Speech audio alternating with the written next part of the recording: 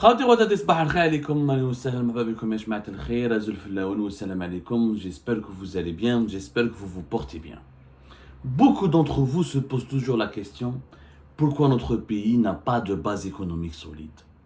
Pourquoi notre économie n'est pas prospère? Pourquoi en Algérie, malgré que nous sommes un pays continent, malgré que nous sommes un pays immense avec beaucoup d'atouts, beaucoup de richesses au niveau du sous-sol, beaucoup d'atouts stratégiques, une situation géographique exceptionnelle, un climat exceptionnel, des terres très vastes, une variété climatique, une variété des richesses au niveau des sous-sols, et regardez que nous sommes un pays pauvre, puisque nous n'avons pas d'industrie, nous avons un salaire moyen très faible, nous avons toujours des problématiques d'inflation, nous avons un niveau de vie très faible, une qualité de vie encore faible. Nous allons vous expliquer de façon très rationnelle. Nous allons vous expliquer de façon très rationnelle pourquoi l'Algérie ne produit pas de richesse. Nous ne produisons pas de richesse. Mais pourquoi et comment? On va vous expliquer cela avec des chiffres. Vous savez, quelles sont les vitrines d'un pays? Quand on s'intéresse à un pays, comment on peut le connaître? À travers son drapeau, à travers sa monnaie et à travers les noms ou la nature de son système politique qui le dirige. Est-ce que c'est une république? Est-ce que c'est une monarchie? Est-ce que c'est un système présidentiel? C'est un système parlementaire? Sa monnaie, son drapeau, son hymne national, son histoire. C'est les trois choses. Quand on s'intéresse à un pays, quand on va lire sur un pays, ou là, quand on veut aller dans un pays, on cherche à savoir où est-ce qu'il se trouve, c'est quoi son drapeau, c'est quoi son hymne, c'est quoi sa monnaie, c'est quoi son système politique. C'est des caractéristiques majeures. La monnaie, prenons la monnaie. La monnaie, c'est le parfait miroir de la gestion d'un pays. Il n'y a pas de miroir plus transparent, plus clair pour voir et refléter la bonne ou la mauvaise gestion d'un pays, le bon ou le mauvais niveau de développement d'un pays que la monnaie. Le dinar algérien. Je vais vous donner tous les chiffres que je vais vous citer. Ce sont des chiffres officiels de la Banque d'Algérie. Ce n'est pas la Banque centrale algérienne. C'est la Banque centrale algérienne, c'est c'est l'institution financière et bancaire mère, on va appeler ça. C'est l'institution financière et monétaire suprême. C'est elle qui imprime les billets, qui produit de la monnaie, qui gère le système bancaire, qui veille sur les taux d'intérêt. C'est l'institution qui fait de la régulation de l'économie. La Banque centrale algérienne nous apprend, pendant ces derniers chiffres, que la masse monétaire, tout ce que nous avons comme argent, toute la monnaie qui circule dans le pays, à fin 2023, c'est les chiffres les plus actualisés, ont atteint la masse monétaire, le niveau annuel. La masse monétaire est évaluée jusqu'à fin 2023 en Algérie à 24 330,82 milliards de dinars. 24 330 milliards de dinars. 24 000 milliards de dinars. 24 330. On va travailler avec les devises, on va utiliser le dollar, parce que c'est la monnaie internationale communément admise, et si on n'utilise que les dinars, comme c'est des milliers de milliards de dinars, on va se perdre. 24 330,22 milliards de dinars, c'est l'équivalent de 181,14 milliards de dollars. Selon la Banque d'Algérie, ça c'est la masse monétaire dans notre pays. C'est-à-dire toutes les pièces de monnaie, tout l'argent que nous avons dans les comptes bancaires, l'épargne, les comptes courants, les billets, les petites pièces de monnaie. C'est ça, tout l'argent qui circule, toute la monnaie, toute la quantité de monnaie qui est disponible et qui circule en Algérie. 181,14 milliards de dollars. 181,14 milliards de dollars, ce qui fait en dinars exactement 24 330,82 milliards de dinars. Alors, quand on voit ce chiffre, déjà une anomalie. Regardez le décalage qu'il y a entre la réalité de notre pays, la réalité économique, et le discours des dirigeants algériens. Les dirigeants algériens, le régime Tebboune, a annoncé pour 2023 un PIB de 244 milliards de dollars. Je dis bien un PIB de 244 milliards de dollars. Ça, et que le PIB de l'Algérie, vous avez bien suivi ce qui s'est passé, En 2022, en 2021, il était de même pas 200, 190, entre 195 et 197. Et le régime Tebboune a fait ce qu'on appelle une réévaluation, il a changé les méthodes de calcul. On appelle ça le rebasage, on en a parlé déjà via Gilipart, on a expliqué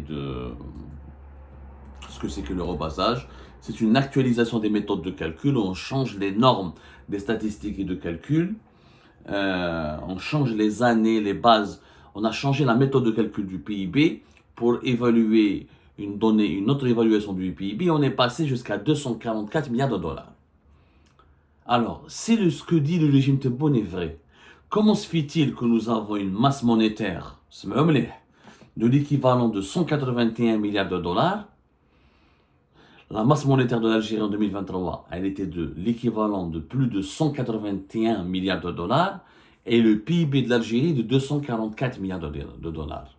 Je vous le décalage. Le PIB, c'est toute la production des richesses d'un pays par ses acteurs économiques, internes et externes, sur son propre territoire. C'est ça. C'est toutes les richesses que nous produisons pendant une année. Ça s'appelle le PIB. Sur notre territoire.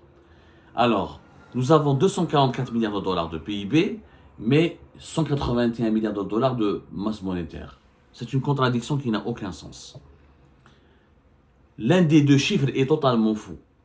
Logiquement, c'est presque une règle, pratiquement une règle dans tous les pays normalement constitués. La masse monétaire est normalement toujours plus élevée que le PIB. La quantité de monnaie qui circule dans un pays est censée toujours être supérieure à la richesse que crée ce pays.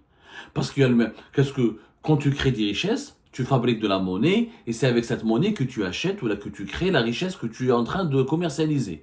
Et le commerce de la production économique engendre de la monnaie. Donc il n'est pas normal, si tu as un PIB de 244 milliards de dollars, normalement la masse monétaire de ton pays, elle doit être de minimum 270, 280, voire même 300 milliards de dollars. Ce n'est pas le cas. Allez-y en France, allez-y en Allemagne, regardez l'Italie, prenez les PIB des pays développés et prenez le poids ou la quantité de leur masse monétaire. Vous allez voir que la quantité de la masse monétaire est toujours plus importante que son PIB. Et dans tous les pays du monde, vous pouvez aller voir les chiffres de l'économie,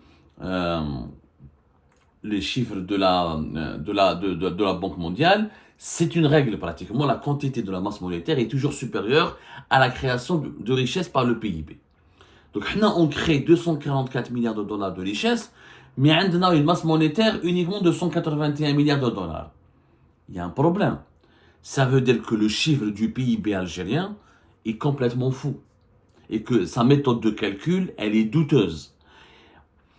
Parce que la masse monétaire, c'est très facile de la calculer. C'est les pièces et monnaies qui circulent, que la Banque d'Algérie fabrique. C'est le nombre, c'est l'argent qui est dans les comptes courants, l'argent qui est dans les comptes dépôts, on appelle ça les dépôts à terme, dans les comptes d'épargne, plus les opérations du trésor, les bons de trésor, etc.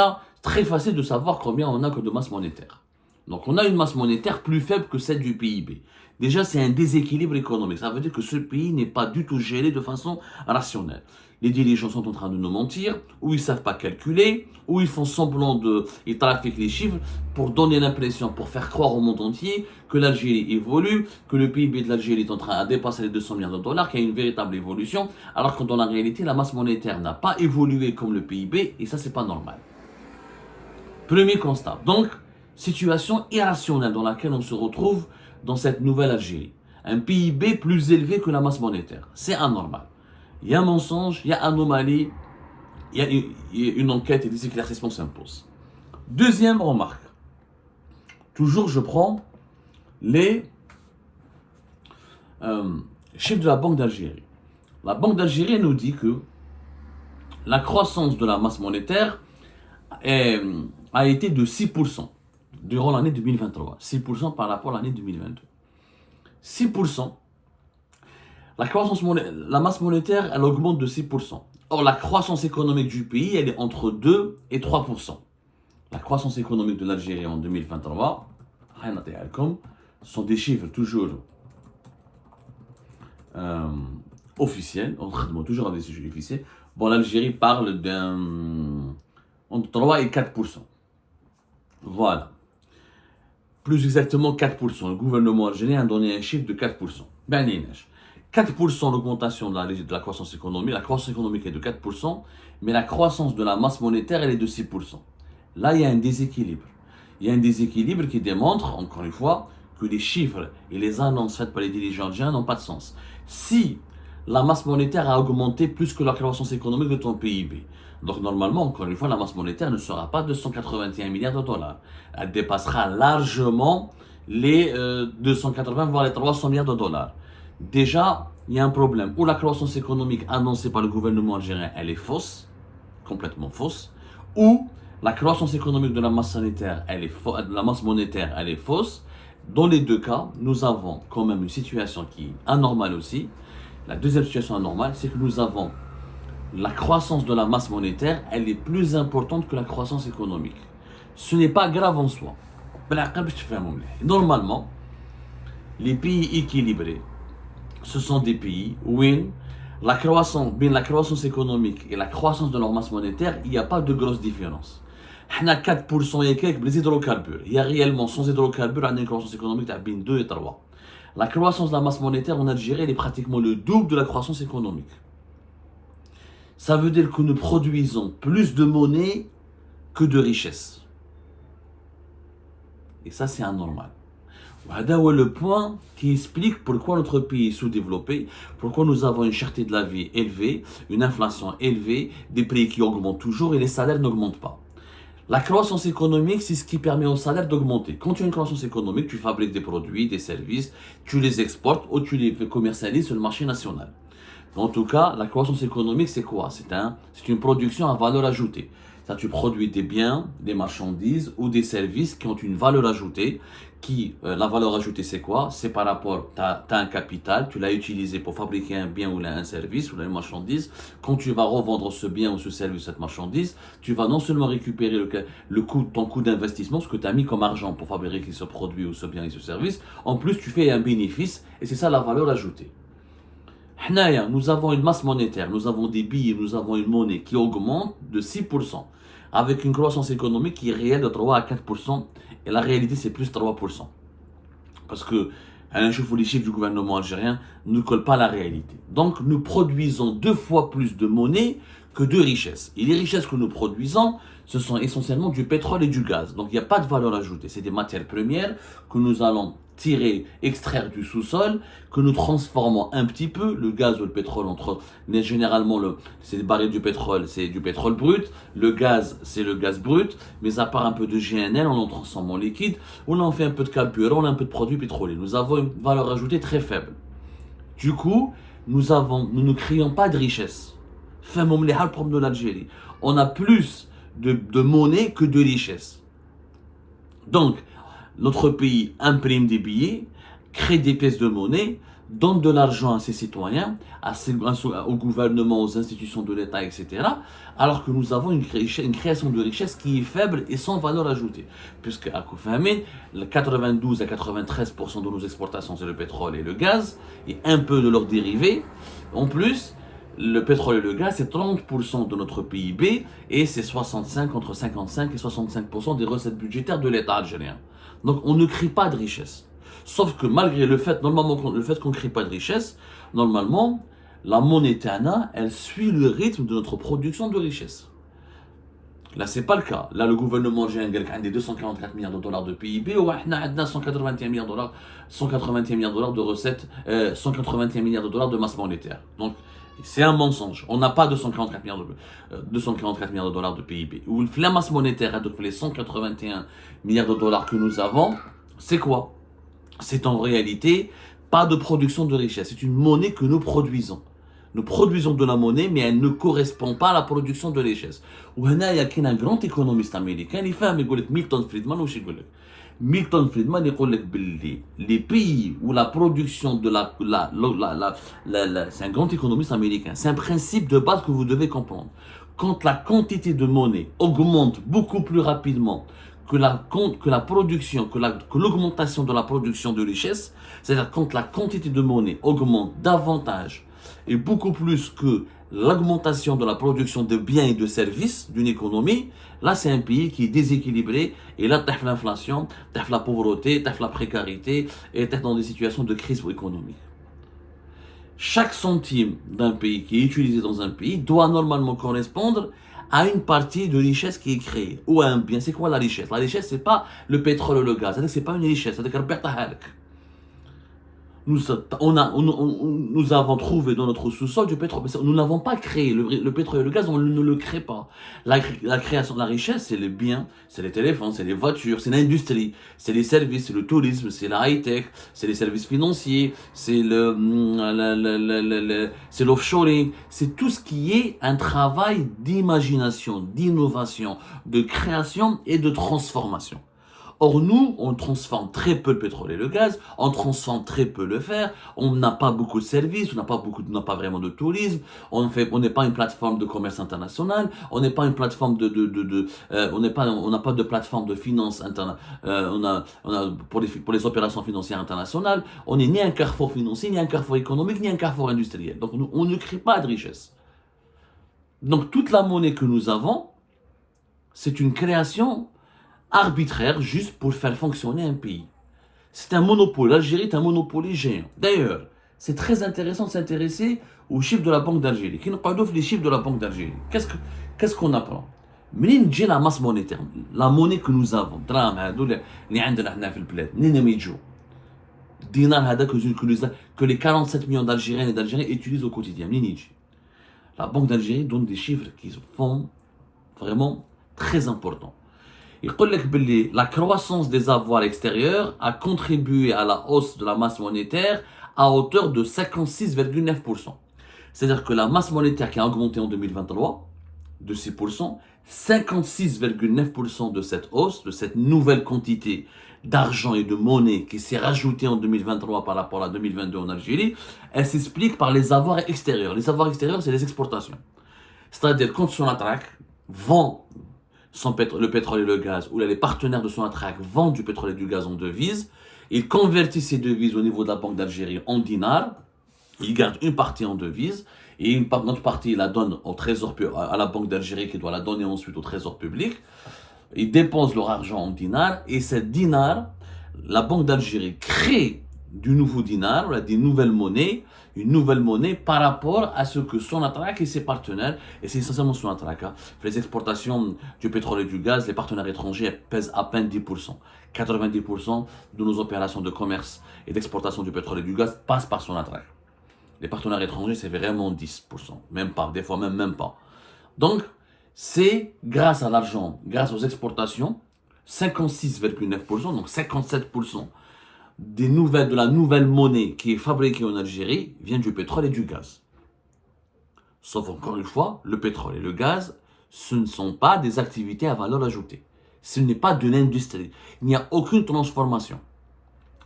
Deuxièmement, c'est 42,2% de la masse monétaire, de l'augmentation de la masse monétaire en 2023 par rapport à 2022 vient des crédits à l'économie. Les crédits à l'économie, c'est ce qui permet normalement de financer l'économie. Les crédits à l'économie, ce sont les banques. C'est les banques qui demandent à la Banque d'Algérie de lui fabriquer de l'argent pour financer les entreprises algériennes. Et les crédits, on a dans une autre émission. Vous allez voir un éclairage incroyable parce que des milliards et des milliards sont donnés aux entreprises publiques et étatiques qui ne fonctionnent pas, qui n'ont aucune croissance, qui n'apportent aucune production. Mais les crédits à l'économie, c'est la partie rationnelle. Donc, si la masse monétaire augmente de 42,6% d'une année à une autre grâce au crédit, c'est 42, je précise, c'est 42,6% de l'augmentation de la part de la nouvelle monnaie qui est créée chaque année en Algérie provient des crédits à l'économie, normalement c'est bien.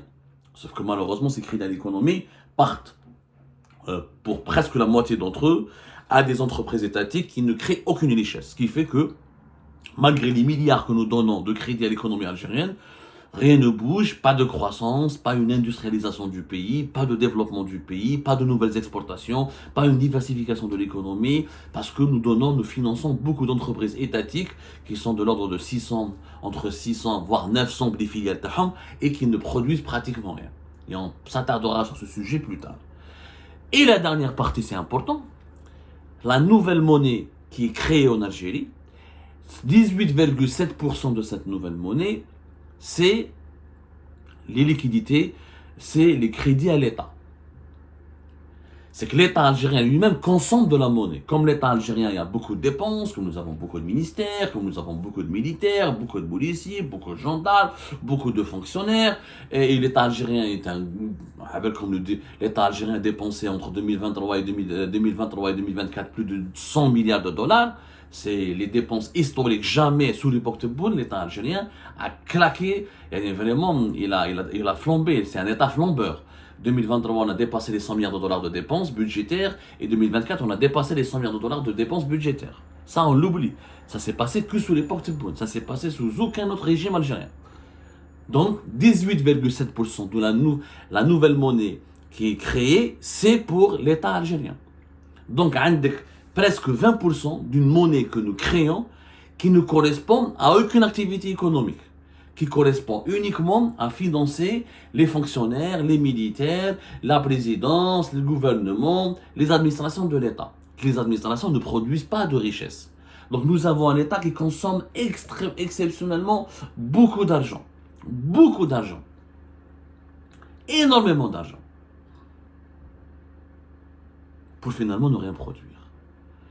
La conclusion de tout cela, de tous ces paramètres, nous amène à constater de façon rationnelle que l'Algérie est un pays qui a juste l'analyse de notre gestion de la monnaie, qui chauffe pour comment notre monnaie elle est gérée, nous amène à constater que l'Algérie produit de la monnaie, mais elle ne produit pas de richesse.